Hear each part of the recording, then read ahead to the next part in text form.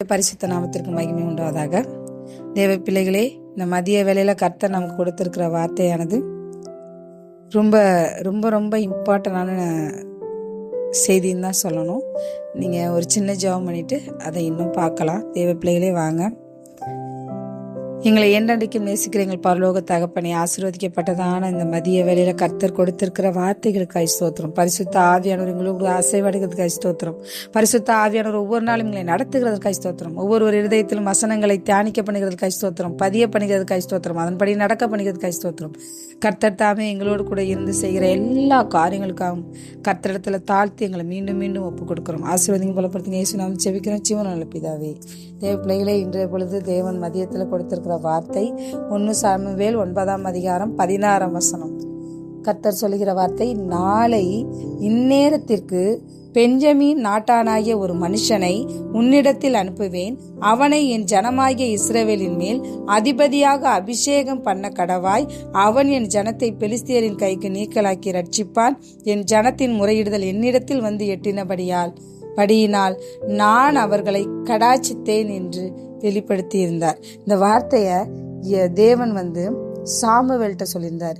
ஏன் சொல்லியிருந்தாருன்னா, சவுல், அதான் தேவனோட சித்தம். தேவனோட சித்தம் என்னன்னா, நமக்கு தேவையான ஒரு ராஜ்யத்தை வேணும்னு ஜனங்க கேட்கும்போது, ஏசப்பா உனக்கான ராஜாவை கொடுத்தா அவங்களுக்கு கீழே நீங்கள் அடிமைகளாகவும் ஒரு கஷ்டமான சூழ்நிலையை நீங்கள் கடக்கும்போது அப்புறம் அந்த ராஜாவிலேருந்து விடுதலை ஆகிற மாதிரி இருக்குமேங்கிற சூழ்நிலையை சொல்லியிருப்பாரு. ஆனாலும் ஜனங்க அந்த ராஜாவை மோசேயின் காலத்தில் விரும்பினாங்க.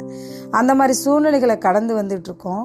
இப்போ நம்ம நாட்டுக்கு அப்போ ராஜா தேவைப்படப்பில்லை, இப்போ முதலமைச்சர், அது மாதிரி ஒவ்வொரு பதவி இருக்கு இல்லையா? அது மாதிரியான சூழ்நிலைகள் நம்மளை கடந்து போகும்போது இந்த காரியத்தை ஏன் தேவன் வெளிப்படுத்துறாருன்னா, ஒருத்தருக்கு ஒரு விஷயத்தை தெரியப்படுத்தணும்னு முடிவு பண்ணிட்டா அதை முன்னாடியே நாளே தெரியப்படுத்துவாராம்.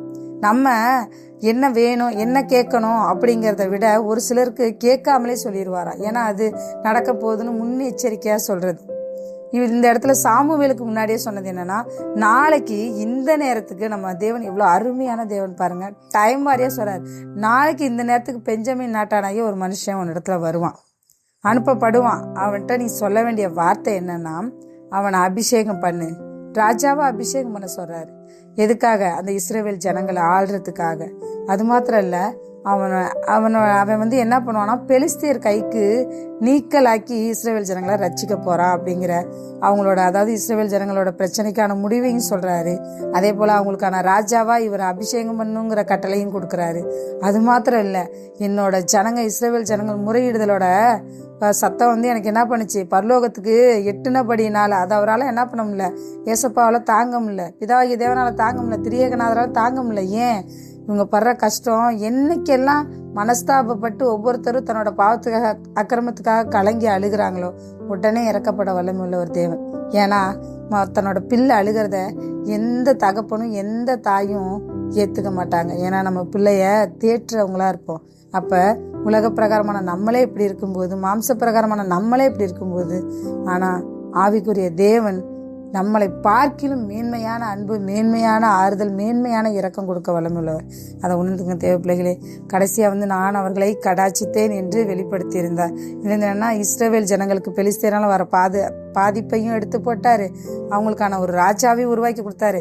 இதெல்லாம் அந்த சவுலுக்கு போய் சேரணும்னா, சவுல் நாளைக்கு நேரத்துக்கு வருவாருன்னு பர்ஃபெக்டா சொல்றாரு. அதனாலதான் அந்த காலத்துல தீர்க்க தரிசின்னு நம்ம இப்ப சொல்றோம். அப்ப ஞான திருஷ்டிக்காரன்னு சொல்லுவாங்க. அந்த ஞான திருஷ்டிக்காரனா இருக்கிற சாமுவேலுக்கு சவுலை பத்தினதான விஷயத்த தெரியப்படுத்திடுறாரு. ஆனா தேவன் பாருங்க எவ்வளவு நேர்த்தியா பண்றாருன்னு. அங்க என்ன நடக்குதுன்னா, அந்த சவுல் அவங்களோட அப்பா கழுதை காணா போச்சு, அதை போய் கண்டுபிடிச்சிட்டு வான்னு சொல்லி ஒரு வேலைக்காரனோட தின்பண்டங்களையும் கொஞ்சம் கொடுத்து அனுப்பி வைக்கிறாரு. அவங்க அப்பா பேரு கீஸ் அப்பா சொன்னதுக்காக அவங்க தேடி திரியிறாங்க.